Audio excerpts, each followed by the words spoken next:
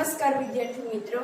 તો ધોરણ 11 સાયન્સ ભૌતિક વિજ્ઞાનમાં આપણે અત્યારે ચેપ્ટર નંબર 2 ચાલી રહ્યું છે અને જે ચેપ્ટર છે આપણું એકમ અને માપન। તો આ એકમ અને માપન ચેપ્ટર જે ચાલી રહ્યું છે એના આગળના વિડિયો લેક્ચરમાં આપણે પારિમાણિક વિશ્લેષણ એટલે શું, પારિમાણિક વિશ્લેષણના ઉપયોગો વિશેની વાત કરી ગયા હતા અને એમાં મુખ્યત્વે પારિમાણિક વિશ્લેષણના ઉપયોગો 3 હતા। એમાંથી 2 ઉપયોગો વિશેની વાત આપણે આગળના વિડિયો લેક્ચરમાં કરી ગયા છીએ।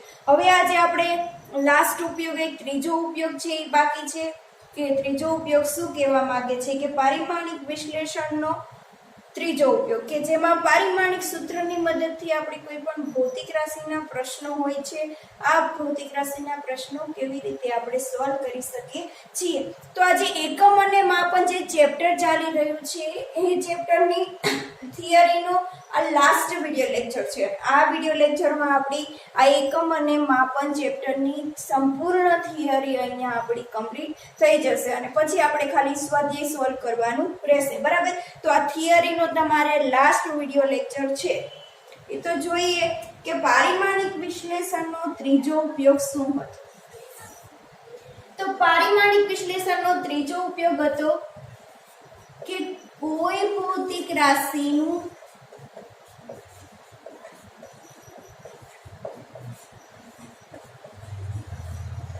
अन्य भौतिक राशि साथे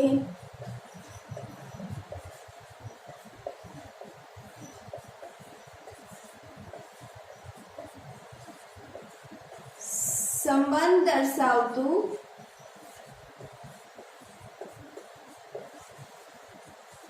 सूत्र मेळवुं। तो આપણે બધા જાણીએ છીએ કે આપણી પાસે કોઈ પણ ભૌતિક રાશિ હોય છે, બરાબર। આ ભૌતિક રાશિ છે એ બીજી ભૌતિક રાશિઓ ઉપર શું કરતી હોય છે, આધાર રાખતી હોય છે કે તમને કોઈ પણ એક સમીકરણ આપેલું હોય, કોઈ એક સૂત્ર આપેલું હોય અને એ ભૌતિક રાશિ તમને મેળવવાની કીધી હોય તો આ ભૌતિક રાશિનું જે સૂત્ર આપેલું હોય છે એ સૂત્ર શું હોય છે, બીજી ભૌતિક રાશિઓ ઉપર આધારિત હોય છે। તો અહીંયા આપણે મેળવવાનું શું છે કે કોઈ ભૌતિક રાશિનું એટલે કે તમારી પાસે કોઈ એક ભૌતિક રાશિ છે અને આ ભૌતિક રાશિ છે અન્ય ભૌતિક રાશિ સાથે કેવી રીતે સંબંધ દર્શાવે છે એનું આપણે શું કરવાનું છે, સૂત્ર મેળવવાનું છે। તો જોઈએ કે કોઈ પણ આપણે એક ભૌતિક રાશિ લઈએ તો ભૌતિક રાશિમાં શું લેશું કે માની લો કે તમારી પાસે શું છે, એક સુવાહક તાર છે। હવે આ સુવાહક તાર એટલે કેવો તાર કે જેમાંથી ઉષ્માનું વિદ્યુતનું વહન થતું હોય એવા તારને આપણે શું કહેશું, સુવાહક તાર। તમારા ઘરમાં પણ જે તાર આવેલો હોય છે એ તાર કેવો હોય છે, સુવાહક તાર હોય છે કે જેમાંથી વિદ્યુતનું શું થતું હોય છે, વહન થતું હોય છે કે જેમાંથી વિદ્યુતીય પ્રવાહ પસાર થતો હોય છે। તો જે તારમાંથી વિદ્યુતીય પ્રવાહ પસાર થઈ શકે, ઉષ્મા પસાર થઈ શકે એવા તારને આપણે શું કહીશું, સુવાહક તાર। તો આવી રીતે કોઈ પણ તમને એક સુવાહક તાર આપેલો છે, બરાબર। હવે જો આ સુવાહક તાર છે એમાંથી જ્યારે વિદ્યુતીય પ્રવાહ પસાર થતો હોય છે ત્યારે થોડા સમય પછી તમને એવું જોવા મળતું હોય છે તો તાર છે એ ગરમ થઈ જતો હોય છે, બરાબર। ઘણીવાર એવું થતું હોય છે કે તમે મોબાઈલ ચાર્જમાં મૂકેલો હોય છે, બરાબર, તો થોડી વાર પછી જે ચાર્જર હોય છે ને એ ચાર્જર ગરમ થઈ ગયેલું હોય છે તો એમાં પણ શું હોય છે, સુવાહક તાર આવેલો હોય છે જેમાંથી વિદ્યુતીય પ્રવાહ પસાર થતો હોય છે અને આ વિદ્યુતીય પ્રવાહ પસાર થવાના કારણે વિદ્યુતીય ઉર્જાનું શેમાં રૂપાંતરણ થશે, ઉષ્મા ઉર્જામાં અને વિદ્યુતીય ઉર્જાનું ઉષ્મા ઉર્જામાં રૂપાંતરણ થતું હોવાથી આ તાર છે એ શું થતો હોય છે, ગરમ થતો તમને જોવા મળતો હોય છે, બરાબર। તો આ સુવાહક તારમાંથી જ્યારે વિદ્યુતીય પ્રવાહ પસાર થાય છે ત્યારે વિદ્યુતીય ઉર્જાનું ઉષ્મા ઉર્જામાં રૂપાંતરણ થતું હોય છે। તો આપણે અહીંયા ઉષ્મા ઉર્જા એક આપણી પાસે ભૌતિક રાશિ છે અને જેને આપણે H વડે દર્શાવી દઈશું કે ઉષ્મા ઉર્જા તમારી પાસે એક ભૌતિક રાશિ છે। હવે આ ઉષ્મા ઉર્જા H આપેલી છે એ અન્ય ભૌતિક રાશિઓ પર કેવી રીતે આધારિત છે તે આપણે મેળવવાનું છે, બરાબર. તો આજે ઉષ્મા ઉર્જા H, ઉષ્મા ઉર્જા જ્યારે તારમાંથી પસાર થાય છે ત્યારે શેના ઉપર આધાર રાખે છે તે આપણે જોઈએ.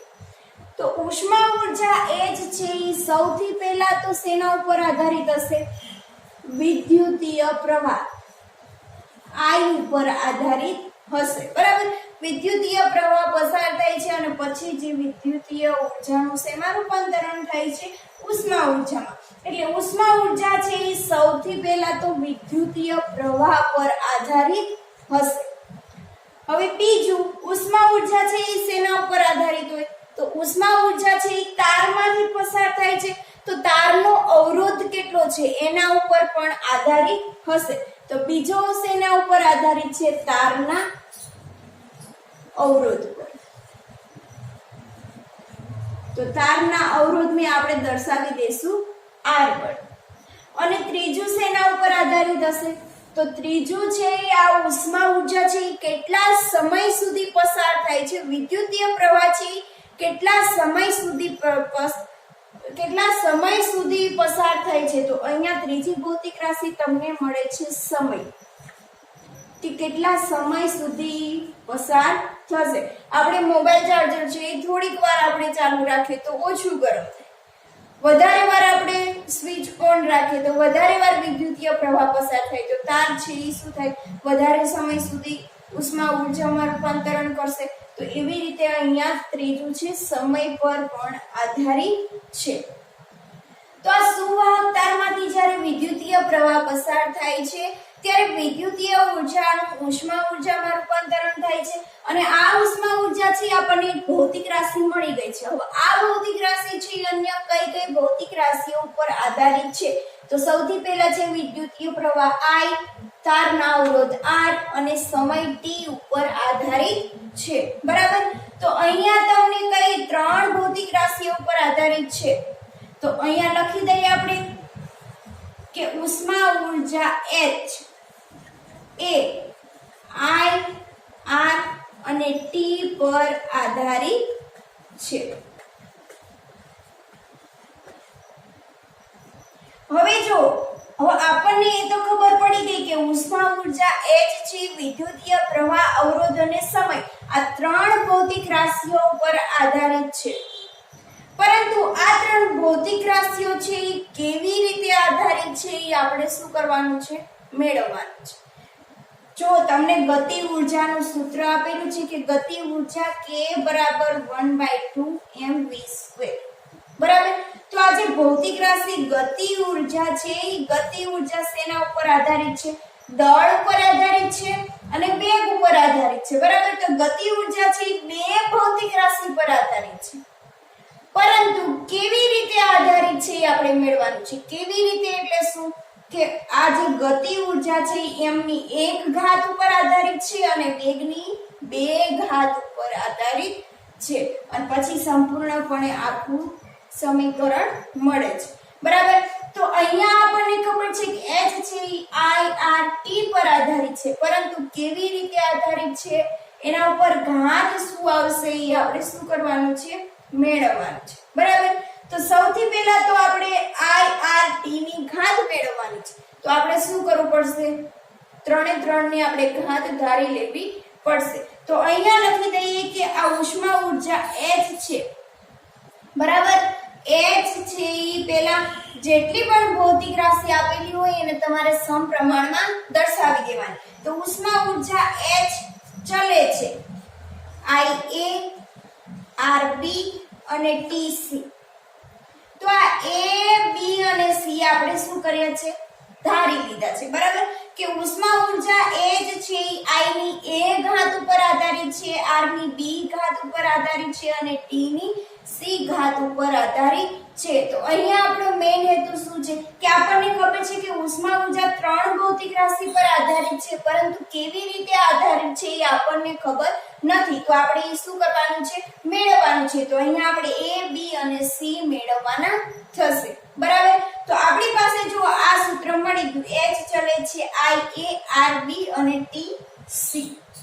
હવે જો તમને આ જે સૂત્ર મળી ગયું છે એમાં જેટલી પણ ભૌતિક રાશિઓ છે ભૌતિક રાશિના પારિમાણિક સૂત્ર તમને આવડવા જોઈએ. જો આ પારિમાણિક સૂત્ર તમને આવડશે તો તમે ઉપર જે ઘાત છે એ આસાનીથી મેળવી શકશો. તો આ બધી જ ભૌતિક રાશિને આપણે શું કરીએ પારિમાણિક સૂત્ર લખી દે.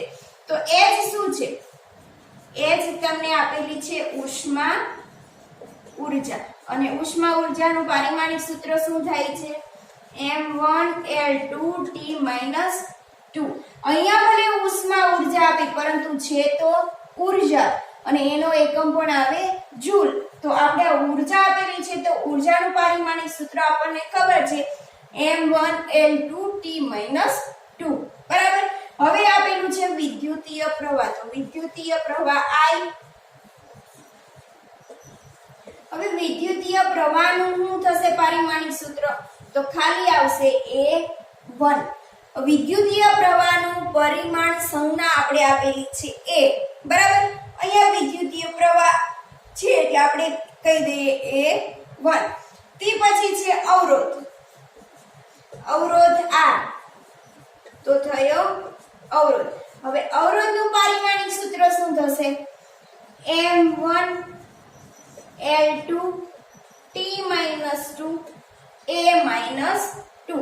આ શું થયું? અવરોધનું પારિમાણિક સૂત્ર થશે m1l2 સોરી અહીંયા આવશે t - 3 a - 2.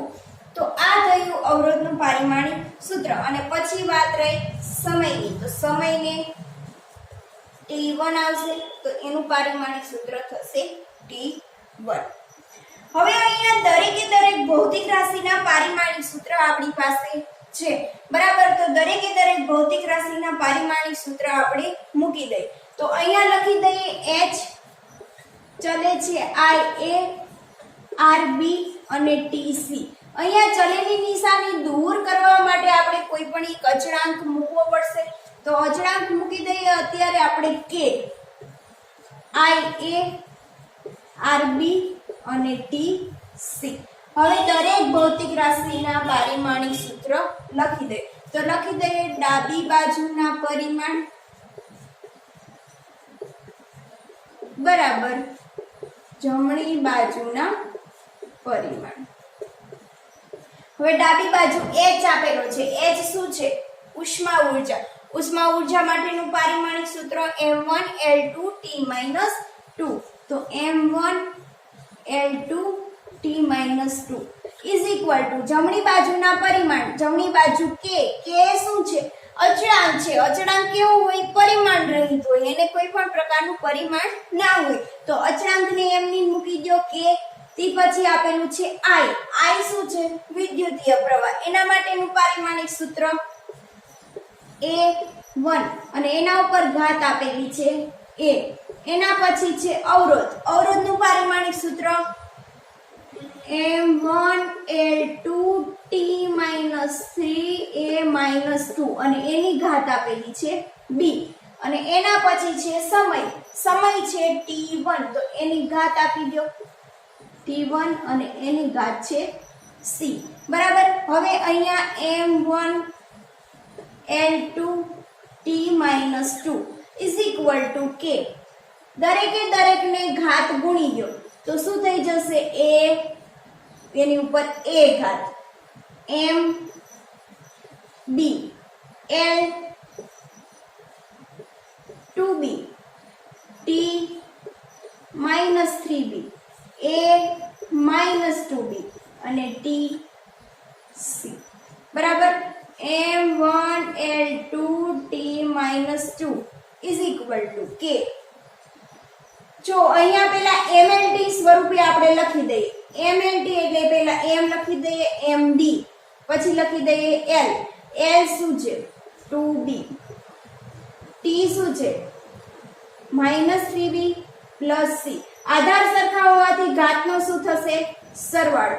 તો t - 3b + c અને પછી આવશે a. a તો આધાર સરખા હોવાથી ઘાતનો શું થશે? સરવાળો. -2b + a થઈ ગયું.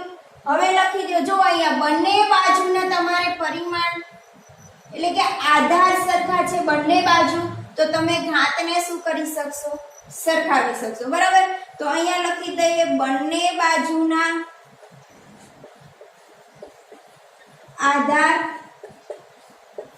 સરખા હોવાથી ઘાતને સરખાવતા. સૌથી પહેલા તો આપણે m માં પરિમાણ મેળવી લઈએ, બરાબર. તો m નું પરિમાણ, તો m નું પરિમાણ તમને શું મળશે? જો અહીંયા m1 છે અને અહીંયા mb છે, તો અહીંયા શું થઈ જશે? b બરાબર 1. તો એક તમને અચળાંક મળી ગયો b. હવે l નું પરિમાણ સરખાવીએ, તો l નું પરિમાણ શું મળશે? જો 2b = 2, 2b = 2, તો b બરાબર શું મળે? 1. એ પણ આપણને મળી ગયું છે કે b બરાબર 1 આવશે. હવે આપણે t નું પરિમાણ સરખાવીએ, તો t નું પરિમાણ શું છે? -3b + c.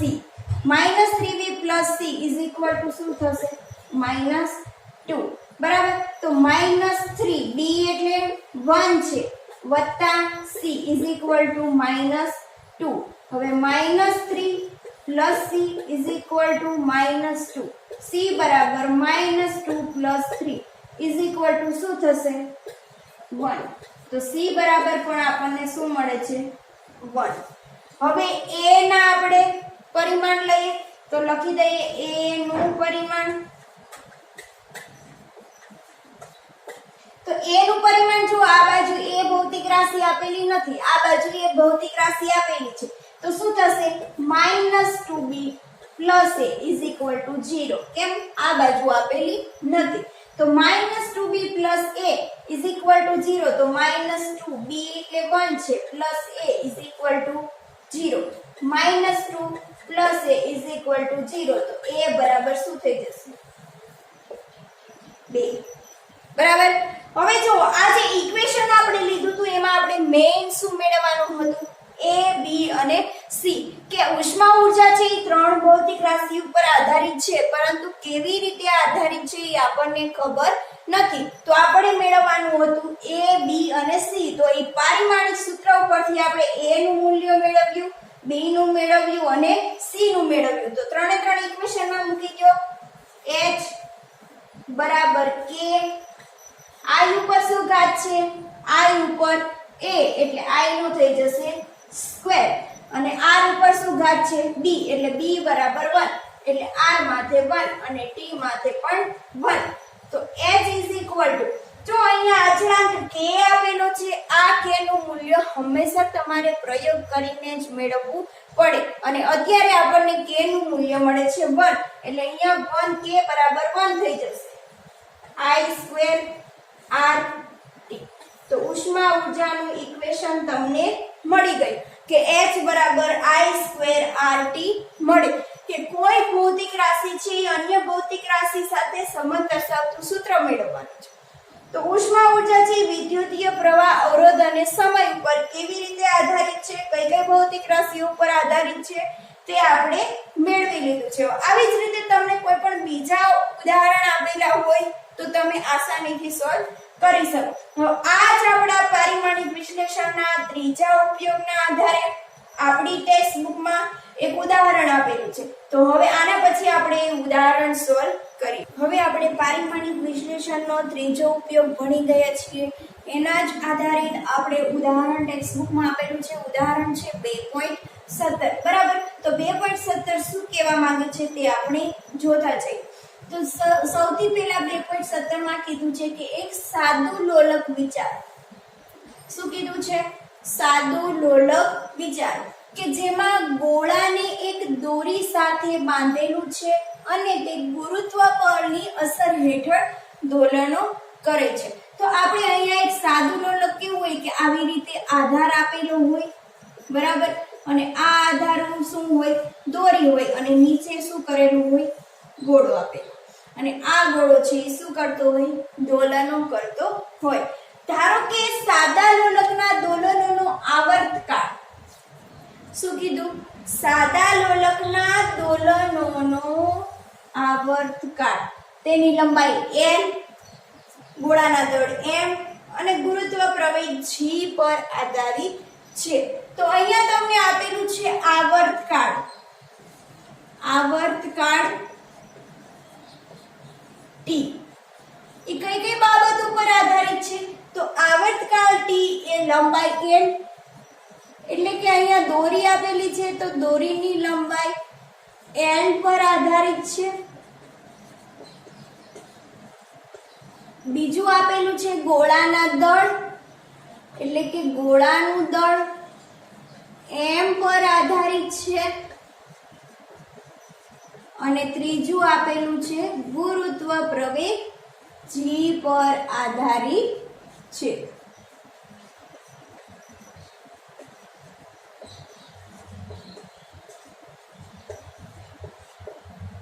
તો આવર્તકાળ t છે એ ત્રણ બાબત ઉપર અહીંયા આધારિત છે: લંબાઈ l, ગોળાનું દળ m અને ગુરુત્વ પ્રવેગ g. હવે આગળ શું કીધું કે તો પરિમાણની રીતનો ઉપયોગ કરીને આપણે શું મેળવવાનું છે? આવર્તકાળનું સૂત્ર મેળવવાનું છે.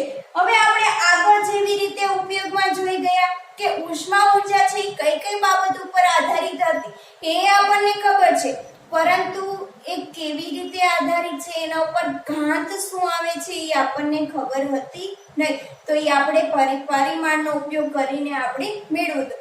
એવી જ રીતે આપણે અહીંયા શું કરવાનું છે? આવર્તકાળનું મેળવવાનું છે. બરાબર? તો અહીંયા આપણે આવર્તકાળ t છે જે પણ બાબત ઉપર આધારિત છે એ આપણે લખી દે. તો આવર્તકાળ t ચલે છે, l ઉપર આધારિત છે, m ઉપર આધારિત છે અને g પર આધારિત છે. કોઈ પણ ભૌતિક રાશિ જે ભૌતિક રાશિ ઉપર આધારિત હોય એને સૌથી પહેલા તમારે સમપ્રમાણમાં દર્શાવી દેવાની. બરાબર? હવે આ જે ભૌતિક રાશિઓ છે એ કેવી રીતે આધારિત છે એ આપણે મેળવવાનું છે. તો અહીંયા આપણે શું કરવું પડશે? ઘાતાંક આપવી પડશે. તો અહીંયા લખી દઈએ x, અહીંયા લખી દઈએ y અને અહીંયા લખી દઈએ z. અહીંયા તમે ઘાતાંક છે કોઈ પણ આપી શકો છો, abc આપી શકો છો, xyz આપી શકો છો, કોઈ પણ તમે લઈ શકો છો. બરાબર? હવે અહીંયા વચ્ચે અચળાંકની નિશાની દૂર કરવા માટે આપણે શું કરવું પડે? કોઈ પણ એક અચળાંક મૂકવો પડે. તો t બરાબર લખી દઈએ અચળાંક k lx my અને g છે z. થઈ ગયું? હવે આપણે શું મેળવવાનું છે? સૂત્ર. તો સૌથી પહેલા તો આપણી પાસે જે આવર્તકાળ t છે જેના ઉપર આધારિત છે એનું આપણને પારિમાણિક સૂત્ર આવડવું જરૂરી છે. તો આ ઇક્વેશનમાં જેટલી પણ ભૌતિક રાશિઓ છે એના સૌથી પહેલા પારિમાણિક સૂત્ર લખી દો. અહીંયા લખી દો k છે એ શું છે? અચળાંક છે. અને જ્યાં x y z એ ઘાત છે. હવે જેટલી ભૌતિક રાશિઓ આપેલી છે એના પારિમાણિક સૂત્ર લખી દઈએ. સૌથી પહેલા તો આપણને આપેલું છે આવર્તકાળ. બરાબર? તો આવર્તકાળનું ઇક્વેશન આપણે જાણીએ છીએ કે t બરાબર t ના છેદમાં n. n શું છે? કોઈ પણ સંખ્યા છે, એનું પરિમાણિક સૂત્ર ના હોય, એ ખાલી સમય ઉપર આધારિત છે. તો આવર્તકાળનું પારિમાણિક સૂત્ર શું થશે? t1. બીજી ભૌતિક રાશિ છે l, લંબાઈનું પારિમાણિક સૂત્ર શું થશે? l1. ત્રીજી ભૌતિક રાશિ છે દળ m, દળ એનું તમારે પારિમાણિક સૂત્ર શું થશે? m1. અને ચોથી ભૌતિક રાશિ છે ગુરુત્વ પ્રવેગ g. તો અહીંયા પ્રવેગની વાત થઈ છે. તો કોઈ પણ પ્રવેગ આપેલો હોય તમારું પારિમાણિક સૂત્ર હંમેશા કેવું મળે? સમાન જ મળે. તો ગુરુત્વ પ્રવેગનું પારિમાણિક સૂત્ર શું થશે? l1t - 2. હવે શું કરશું આપણે? તો બંને બાજુના પરિમાણની સરખામણી કરશું. બરાબર? તો બંને બાજુના પરિમાણ સરખા.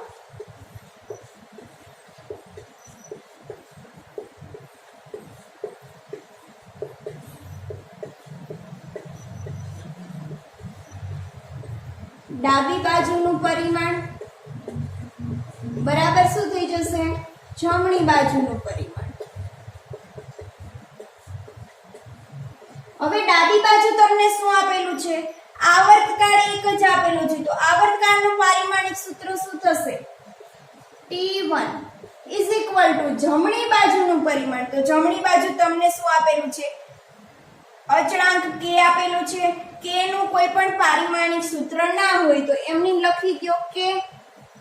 પછી આપેલું છે લંબાઈનો x ઘાત. લંબાઈનું પારિમાણિક સૂત્ર થશે L1 અને એની છે x ઘાત. એના પછી આપેલું છે દળ m. દળનું પારિમાણિક સૂત્ર m1 અને એની ઘાત આવશે y. તો અહીંયા લખી દો m1 અને એની ઘાત આવશે y. એના પછી ગુરુત્વ પ્રવેગ g. g નું પારિમાણિક સૂત્ર શું છે? L1 t-2 એની ઘાત છે z. લખી દો z. બરાબર. હવે અહીંયા ઘાત તમે દરેક પદને આપી દો. તો t1 બરાબર શું થશે? k lx my lz t-2z. બરાબર. હવે અહીંયા આધાર સરખા હોવાથી ઘાતનો તમે સરવાળો કરી દો. mlt સ્વરૂપે લખી દો. સૌથી પહેલા આવશે my l. આધાર સરખા હોવાથી ઘાતનો સરવાળો x z અને t-2z. હવે બંને બાજુ તમારે શું કરવાનું? પરિમાણની સરખામણી કરતા. તો લખી દઈએ બંને બાજુના આધાર સરખા હોવાથી પરિમાણ સરખાવો. તો અહીંયા તમને ખાલી શું આપેલું છે? T1 આપેલું છે. એટલે અહીંયા શું હશે? M0 હશે ને L0 હશે ને T1 હશે. બરાબર. હવે My આપેલું છે. My. તો અહીંયા M0 છે ને અહીંયા My છે. બરાબર. તો સૌથી પહેલા તો m નું પરિમાણ.